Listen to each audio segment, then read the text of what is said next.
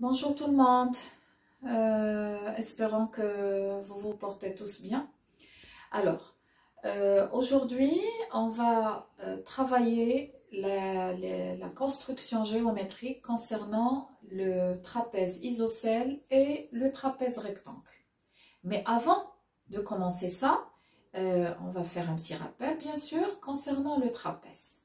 Bien sûr, comme on a vu que le trapèze est un quadrilatère qui a deux côtés, les côtés opposés parallèles, deux seulement, deux côtés opposés parallèles.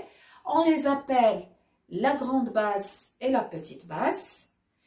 Et bien sûr, la somme des mesures de ces quatre angles, c'est la même chose, 360 degrés. Et on a vu trois types de trapèzes, le trapèze rectangle, le trapèze isocèle et le trapèze quelconque. Pour le moment, on va se concentrer sur comment on trace un trapèze isocèle et un trapèze rectangle. Bien sûr, avant, on doit rappeler les propriétés de chacun d'eux. Alors, pour le trapèze rectangle, mis à part la petite base et la grande base, d'ailleurs, si vous remarquez, je mets un B minuscule et un B majuscule. Mis à part les deux bases, il a deux angles droits. D'accord? C'est sa particularité à lui. Par contre, pour le trapèze isocèle, alors, bien sûr, les deux bases, la grande et la petite, et les deux côtés égaux, et si on parle d'angle, alors on a vu que les deux angles de chaque base sont de même mesure. Ça veut dire les deux angles de la petite base sont égaux et les angles de la grande base sont égaux. La dernière chose qu'on a vue, c'est que les angles opposés, bon, je vais commencer à parler de bases à tort et à travers.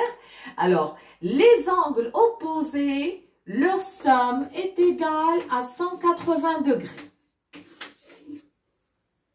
S'il vous plaît, alors, si vous avez remarqué, le trapèze isocèle a plusieurs propriétés. Alors, on doit se concentrer et se rappeler ce qu'on voit maintenant. D'accord?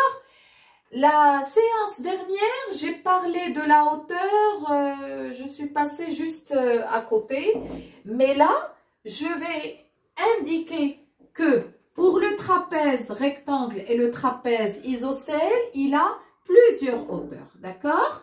Alors, je peux considérer ce côté comme une hauteur. Là aussi, on a une hauteur. Là aussi, on a une autre hauteur. D'accord?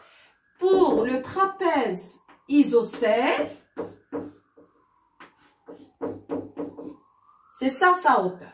D'accord? On ne peut pas prendre de ce côté. Non, c'est la distance entre la petite base et la grande base. D'accord? Pourquoi j'ai souligné ça? Parce que dans notre construction géométrique, des fois, on peut avoir la mesure de la hauteur aussi. Et d'ailleurs, c'est ce que vous avez dans votre consolidation. D'accord? Alors maintenant, on va commencer par tracer un trapèze rectangle. Alors, supposons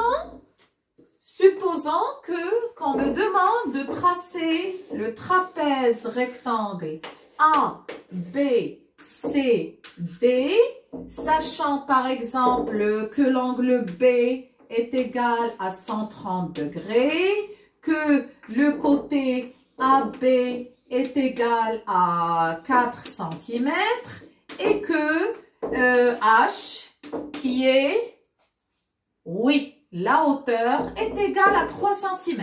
Alors, supposons que j'ai ça et on me demande de calculer la mesure de l'angle C. Alors, la première chose à faire, c'est tracer un premier angle droit. En utilisant l'équerre, je vais tracer le premier angle droit. D'accord?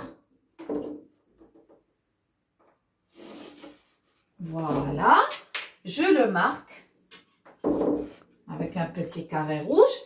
Alors, si on me donne la mesure de la hauteur, je marque la mesure avant de tracer le deuxième angle droit. Si on ne m'indique pas la hauteur, je passe directement à tracer le deuxième angle droit. Alors là, on me dit que la hauteur mesure 3 cm.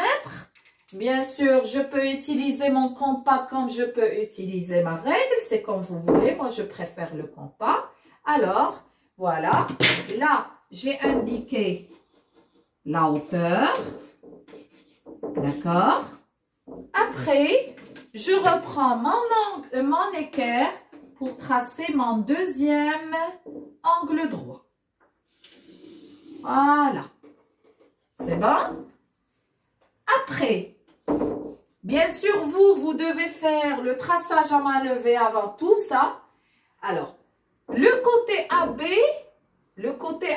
représente la petite base, mesure 4 cm.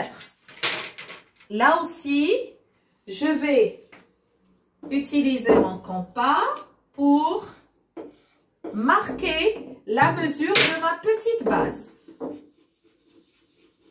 Voilà. C'est bon les enfants, vous suivez avec moi? Très bien.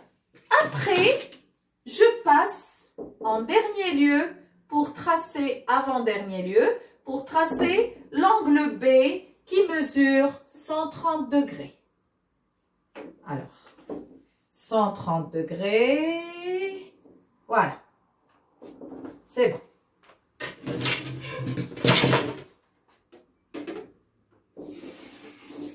Voilà.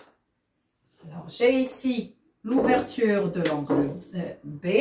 Après, il suffit finalement, je prolonge mes deux côtés pour arriver au point C. Alors, c'est le trapèze A, B, C et D. C'est bon les enfants? Vous pouvez laisser ce qui déborde, ce n'est pas vraiment très grave. D'accord? Alors, premièrement, le premier angle droit. Deuxièmement, la hauteur, si on l'indique, si on ne l'indique pas. Deuxièmement, le deuxième angle droit.